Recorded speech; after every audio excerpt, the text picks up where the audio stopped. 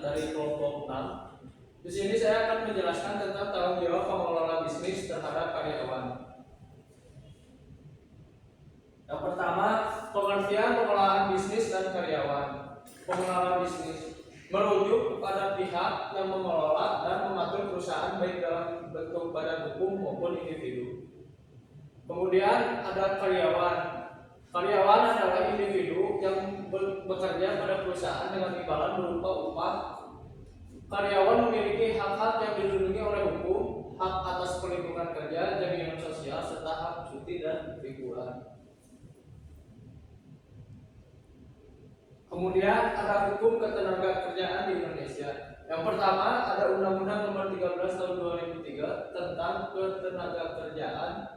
Di sini isinya mengatur berbagai aspek hubungan kerja antara pengusaha dan pekerja, termasuk hak upah, waktu kerja, jaminan keselamatan kerja, dan hak cuti. Yang kedua ada Undang-Undang Nomor 40 Tahun 2004 tentang Sistem Jaminan Sosial Nasional, di mana mengatur perlindungan sosial bagi pekerja yang mencakup jaminan kesehatan dan pensiun.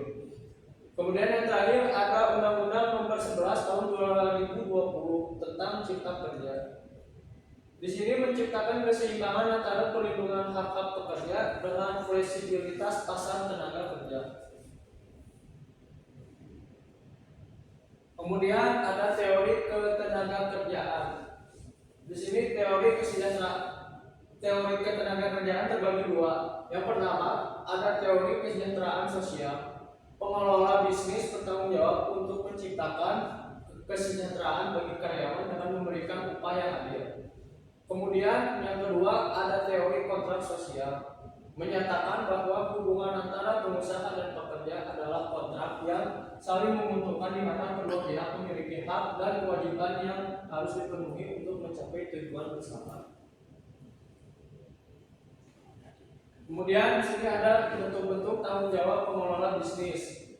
Yang pertama, pembayaran upah yang adil dan tepat waktu.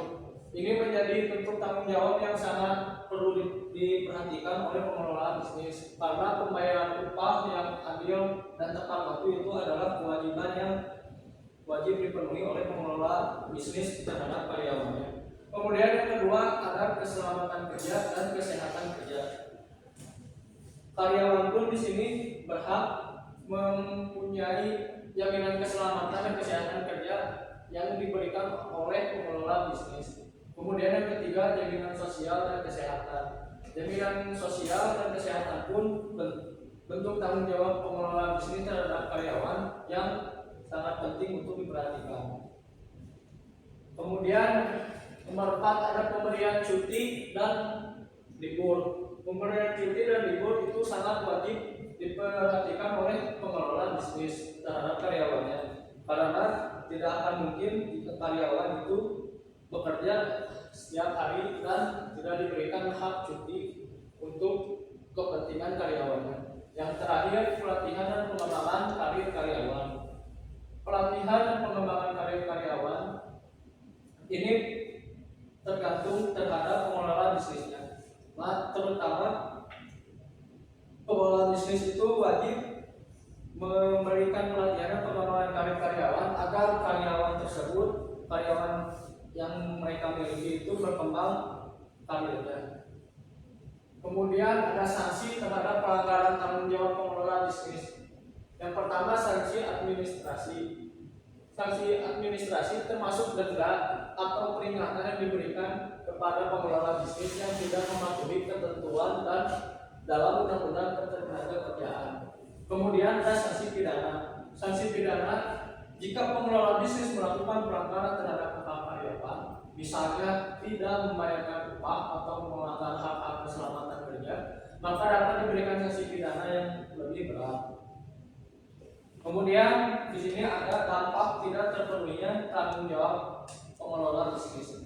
Dampak negatif bagi karyawan, yang pertama ada kerugian finansial. Karyawan tidak dibayar sesuai haknya akan mengalami kesulitan finansial yang berdampak pada kualitas hidup mereka. Yang kedua ada risiko kesehatan. Ketidakpatuhan pengelola bisnis terhadap standar keselamatan kerja dapat menyebabkan kecelakaan kerja dan penyakit akibat pekerjaan. Yang terakhir, penurunan motivasi dan kepuasan kerja. Jika karyawan merasa hak-haknya tidak terpenuhi, hal ini menurunkan motivasi dan kepuasan kerja mereka, yang menuju pada penurunan produktivitas. Kemudian dampak negatif bagi pengelola bisnis. Yang pertama, reputasi perusahaan akan menjadi rusak.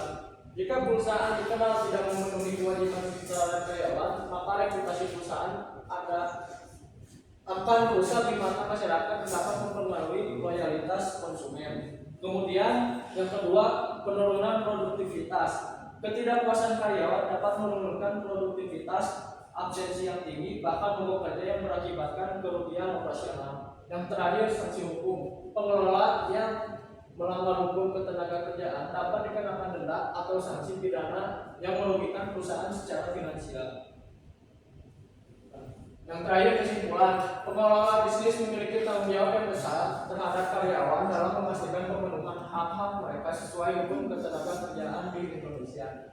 Bentuk tanggung jawab ini mencakup pembayaran upah yang adil, penyediaan fasilitas keselamatan dan kesehatan kerja, jaminan sosial, hak cuti, serta pengembangan karir karyawan. Ketidak terpenuhinya tanggung jawab ini dapat berdampak pada kerugian bagi karyawan, pengelola bisnis, dan bahkan masyarakat secara luas. Sekian materi yang dapat saya sampaikan. Bila mana ada yang ingin bertanya, saya ingin bertanya. Nama saya Prabowo Aji, NPM 264, ingin menanyakan bagaimana pengelola bisnis dapat meningkatkan kualitas hubungan dengan karyawan. Baik, saya akan menjawab pertanyaan dari Saudara Prabowo. Pertanyaannya, bagaimana proses bisnis dapat meningkatkan kualitas hubungan dengan karyawan? Jawabannya yaitu pengelola bisnis dapat meningkatkan kualitas hubungan dengan karyawan dengan cara berkomunikasi secara efektif, memahami kebutuhan dan harapan karyawan, serta menyediakan kesempatan untuk berkembang dan meningkatkan karirnya. Terima kasih atas jawabannya. Jelas. Ada yang mau ditanyakan lagi? Cukup. Baik, sekian presentasi saya. Mohon maaf bila ada kekurangan dan kesalahan kata-kata. Wabillahi taufiq wal hidayah. Wassalamualaikum warahmatullahi wabarakatuh. Assalamualaikum warahmatullahi wabarakatuh. Waalaikumsalam warahmatullahi wabarakatuh. Perkenalkan, nama saya Rahadi Hidayat. Di sini saya akan mempresentasikan tanggung jawab pengelola bisnis terhadap karyawan. Latar belakangnya yaitu tanggung jawab pengelola bisnis terhadap karyawan adalah tanggung jawab sosial yang harus dipenuhi oleh setiap perusahaan terhadap karyawannya. Tanggung jawab ini meliputi penyediaan fasilitas gaji, tunjangan yang sesuai dengan perjanjian kerja dan hal lainnya. Tanggung jawab pengelola bisnis terhadap karyawan didasarkan pada konsep tanggung jawab sosial perusahaan atau Corporate Social Responsibility atau CSR. CSR adalah perusahaan untuk mengelola bisnisnya dengan mempertimbangkan dampaknya terhadap lingkungan dan masyarakat. Oke, langsung masuk saja ke tujuan. Tujuannya itu 1, untuk legalitas usaha yang dijalankan. 2, menganalisis ketepatan bentuk badan hukum dengan ide bisnis yang akan dilaksanakan. 3, menganalisis kemampuan bisnis yang akan diusulkan dalam memenuhi persyaratan perizinan. 4, mengatur dan menjaga ketertiban keadilan dalam bisnis yang dijalankan. Pengertian pengelola bisnis dan karyawan. Pengelola bisnis yaitu merujuk kepada pihak yang mengelola dan mengatur perusahaan baik dalam bentuk hukum maupun individu. Tanggung jawab pengelola bisnis mencakup keberhasilan operasional perusahaan itu sendiri dan pemenuhan hak-hak karyawan. Sedangkan karyawan yaitu individu yang bekerja pada suatu perusahaan dengan imbalan yang telah disepakati dan memiliki hak-hak yang dilindungi oleh hukum. Pimpinan perusahaan harus mengetahui bahwa kewenangan yang dimiliki oleh karyawannya. Hal ini sangat penting ya guys untuk memperoleh kejelasan dalam melakukan kegiatan yang dilakukan oleh masing-masing pihak ataupun pekerjaan yang jelas menjadi tanggung jawabnya masing-masing. Oleh karena itu, teman-teman, setiap pekerjaan perlu dirumuskan keterangan dan penjelasan mengenai apa yang bagaimana serta seberapa jauh kewenangan itu dan batas-batasnya. Hal ini dengan harapan bahwa hubungan industrial yang terjadi antara pimpinan dan bawahan itu antara bawahan di dalam suatu keseluruhan pekerjaan tim menjadi jernih dan tidak cenderung menjadi overlap antara karyawan dan pimpinan dan antara sesama karyawan. Berikut kewajiban tenaga kerja terhadap penerapan K3, keselamatan dan kesehatan kerja di tempat kerja, tertuang dalam Undang-Undang Nomor 1 Tahun 1970 tentang keselamatan kerja pasal 12, di mana terdapat 5 kewajiban utama tenaga kerja dalam penerapan K3 di tempat kerja, antara lainnya: 1. Memberi keterangan yang benar apabila dimintai pengawas atau keselamatan kerja. 2. Menggunakan APD, alat pelindung diri yang diwajibkan. 3. Memenuhi dan menaati semua syarat-syarat K3 yang diwajibkan. 4. Meminta pada pengurus agar dilaksanakan semua syarat-syarat K3 yang diwajibkan. 5. Menyatakan keberatan kerja di mana syarat K3 dan APD yang diwajibkan diragukan olehnya kecuali dalam hal khusus ditentukan lain oleh pegawai-pegawai pengawas dalam batas yang dapat dipertanggungjawabkan. Melalui 2 aturan tersebut dijelaskan secara rinci 3 hak yang harus diberikan oleh pemberi kerja terhadap pekerja maupun buruh mereka yang mengalami PHK. 3 hak yang dimaksud adalah uang pesangon, dana atau uang penghargaan, serta uang penggantian hak. Hak-hak yang didapat oleh karyawan yang di PHK dari perusahaan yaitu: 1. Uang penggantian hak kerja, cuti karyawan yang belum diambil maupun belum gugur, biaya atau ongkos peluang untuk bekerja atau buruh dan keluarganya ke tempat bekerja. Hal-hal yang lain tercantum dalam suatu perjanjian kerja bersama yang telah disepakati oleh perusahaan dan karyawannya. Kesimpulannya, pengelola bisnis memiliki tanggung jawab besar terhadap pemenuhan syarat dan hak kepada karyawannya sesuai dengan hukum yang berlaku dan kesepakatan kontrak kerja. Bentuk tanggung jawab ini harus dipenuhi oleh semua perusahaan. Jika tidak terpenuhi sesuai aturan hukum dan kesepakatan, akan berdampak kerugian kepada karyawan tersebut, dan apalagi karyawan tersebut mengajukan gugatan akan berdampak juga kepada setiap perusahaan yang digugat, bahkan kepada masyarakat luas. Terima kasih. Sekian dan terima kasih. Apa ada pertanyaan untuk teman-teman?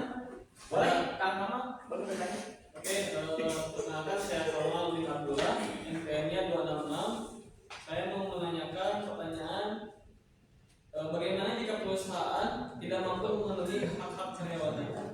Oke, Kang Kamal, dalam hal ini jika perusahaan tidak melakukan kewajiban, maka akan dikenakan sanksi. Sanksi yang diberikan dapat berupa hukum pidana atau penjara atau denda hingga ratusan juta. Namun, tentunya sebelum pengusaha dikenakan sanksi, sebaiknya ada upaya perundingan terlebih dahulu ya, Kang Kamal, antara pekerja dan pengusaha. Ada lagi yang mau bertanya? Ada. Oke. Saya Fania Wiandawa, NPM 214, ingin bertanya, apa hak karyawan ketika di PHK? Hak karyawan ketika di PHK itu ada: 1. Uang pesangon. Pekerja terkena PHK wajib menerima uang pesangon dari perusahaan yang besarnya mengikuti lama masa kerjanya. 2. Uang penghargaan masa kerja. Selain uang pesangon, perusahaan juga dapat memberi uang penghargaan masa kerja kepada karyawan yang terkena PHK. 3. Uang penggantian hak. Tetapi ketika karyawan di PHK karena melakukan pelanggaran, menurut pasal 158 Undang-Undang Ketenagakerjaan, pelanggaran berat yang dilakukan karyawan dapat menjadi alasan sah untuk melakukan PHK tanpa pesangon. Namun hal ini cukup dilakukan dengan bukti yang cukup dan menguatkan. Ya, ada lagi pertanyaannya? Sudah mungkin ya? Oke. Terima kasih. Sama-sama. Waalaikumsalam. Assalamualaikum warahmatullahi wabarakatuh. Waalaikumsalam. Banyak. Assalamualaikum warahmatullahi wabarakatuh. Waalaikumsalam warahmatullahi wabarakatuh. Perkenalkan, nama saya Cynthia Ayustari dari manajemen B. Di sini saya akan menjelaskan tentang tanggung jawab pengelola bisnis terhadap karyawan. Untuk pengertiannya, untuk pengelola bisnis adalah individu merupakan kelompok yang bertugas sebagai pengawasan suatu usaha agar dapat berjalan dengan efisien dan menguntungkan. Karyawan yaitu orang yang bekerja di suatu lembaga atau perusahaan dan menerima gaji atau upah. Next. Untuk tanggung jawab pengelola bisnis terhadap karyawan diatur dalam Undang-Undang Nomor 13 Tahun 2003 tentang Ketenagakerjaan. Dalam undang-undang ini, pengusaha memiliki kewajiban untuk melindungi dan memberikan kesejahteraan kepada karyawan. Nah, apa sih kewajiban pengusaha terhadap karyawan? Di antaranya memberikan pelatihan dan pengembangan kompetensi. Yang kedua, memberikan jaminan kesehatan dan keselamatan kerja. Yang ketiga, memberikan upah, waktu istirahat dan cuti. Untuk yang keempat, memberikan perlakuan yang sama tanpa diskriminasi, memberikan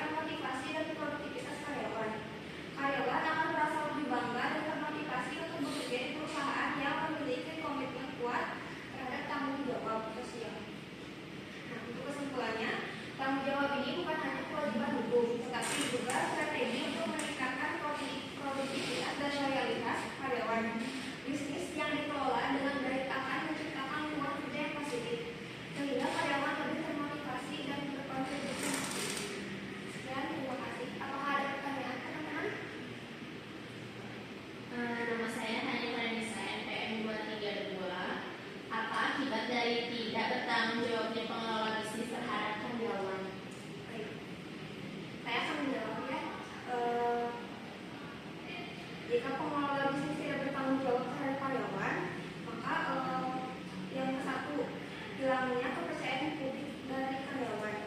Yang kedua, menurunnya rasa